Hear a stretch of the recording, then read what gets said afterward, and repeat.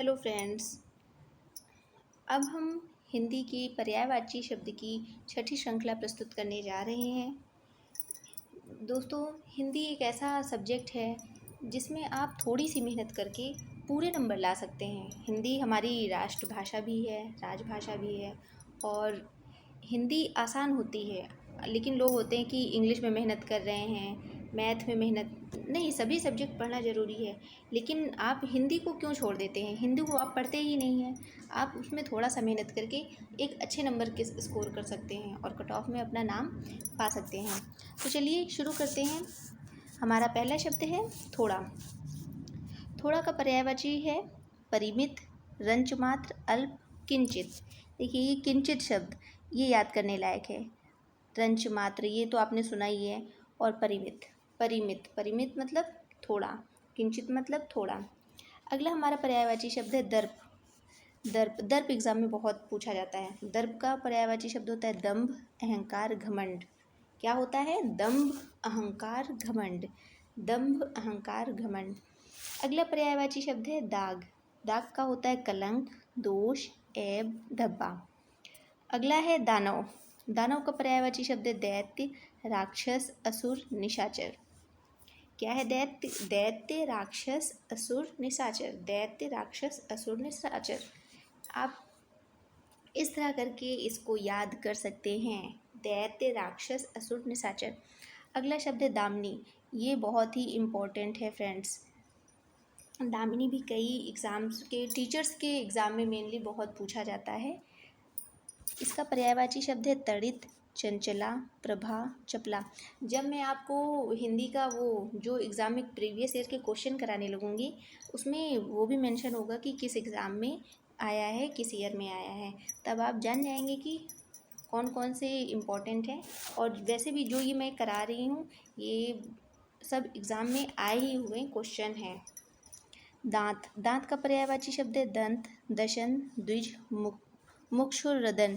द्विज भी बहुत पूछा जाता है। द्विज अनेकार्थी शब्द में पूछा जाता है क्योंकि द्विज का एक मतलब ब्राह्मण भी होता है।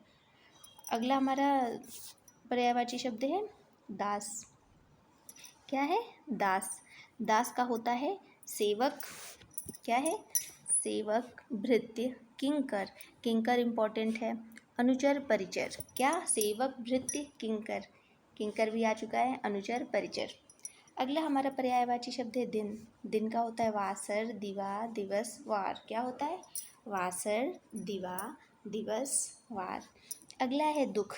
दुख का पर्यायवाची शब्द है यातना, उद्वेग, क्षोभ, यंत्रणा, शोक, क्लेश। क्या है? यातना, उद्वेग, क्षोभ, यंत्रणा, शोक, क्लेश।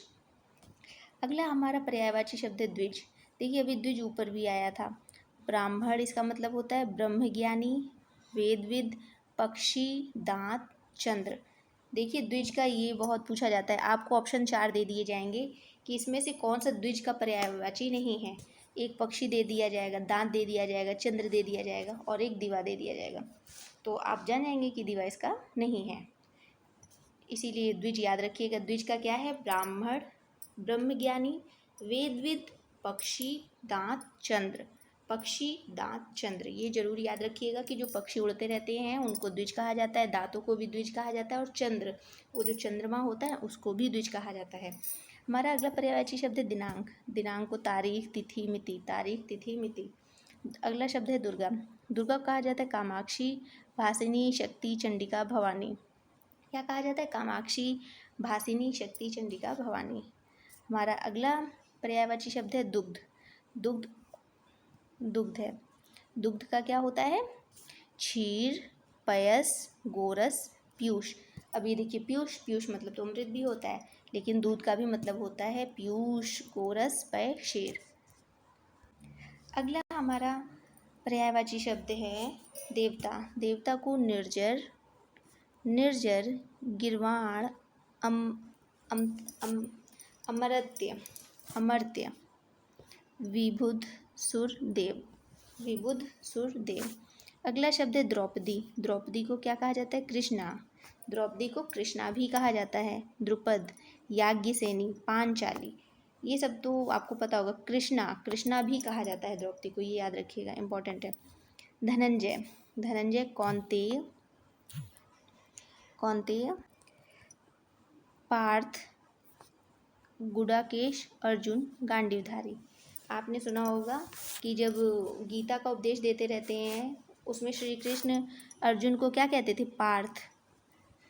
तो ये अर्जुन का पर्यायवाची है। धनंजय, कौन्तेय, पार्थ, गुडाकेश, अर्जुन, गांडीवधारी। अगला हमारा पर्यायवाची शब्द है धन। धन का क्या है? द्रव्य, दौलत, पैसा, माल। द्रव्य भी कहा जाता है धन को। अगला है धनुष। धनुष को क्या कहा जाता है? शरासन, चाप, पिनाका, कोदंड। क्या क्या? सरासन, चाप, पिनाका, कोदंड। अगला है धरोहर। धरोहर को कहा जाता है थाती, अमानत, जमा। क्या कहा जाता है? थाती, अमानत, जमा। अगला है नर। नर को क्या कहा जाता है? मानव, मनुज, मनुष्य, जन। अगला है नक्षत्र। नक्षत्र को क्या कहा जाता है? नक्षत्र को कहा जाता है खद्योत, तारा, उड्डू, उडू, तारक। नक्षत्र को क्या कहा जाता है? खद्योत, तारा, उडू, तारक। अगला है नरक। नरक का पर्यायवाची शब्द है यमालय, यम का घर। जहन्नमुख, दोजख, जहन्नुम। अगला है पर्यायवाची शब्द नित्य। नित्य को शाश्वत, सदैव, अहर्निश, अनश्वर। क्या कहा जाता है? शाश्वत, सदैव, अहर्निश, अनश्वर। अगला पर्यायवाची शब्द है निर्धन। निर्धन को अकिंचन कहा जाता है, कंगाल, गरीब या दरिद्र। अकिंचन याद रखिएगा, क्या कहा जाता है? अकिंचन। नियति मतलब प्रारब्ध, दैव्य या भावी। नियति क्या होता है? प्रारब्ध, दैव्य, भावी। अगला पर्यायवाची शब्द है नुकीला। नुकीला को कहा जाता है सूच्याग्र, तीक्ष्णाग्र, कटाग्र। नुकीला को सूच्यग्र, तीक्ष्णाग्र, कटाग्र। अगला है नैसर्गिक। नैसर्गिक को कहा जाता है प्राकृतिक, स्वाभाविक, वास्तविक। अगला पर्यायवाची शब्द है हमारा नदी। नदी को कहा जाता है पयस्विनी। क्या? पयस्विनी। लहरी, अपगा, अपगा आया है एग्जाम में। और कोल्लोलिनी, सरी, अपगा आया है एग्जाम में।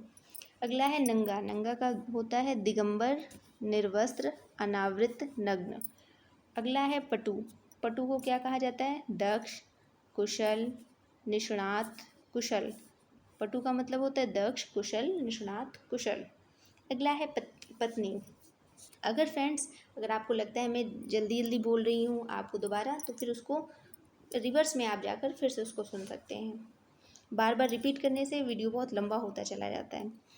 अगला हमारा शब्द है पत्नी। पत्नी को क्या कहा जाता है?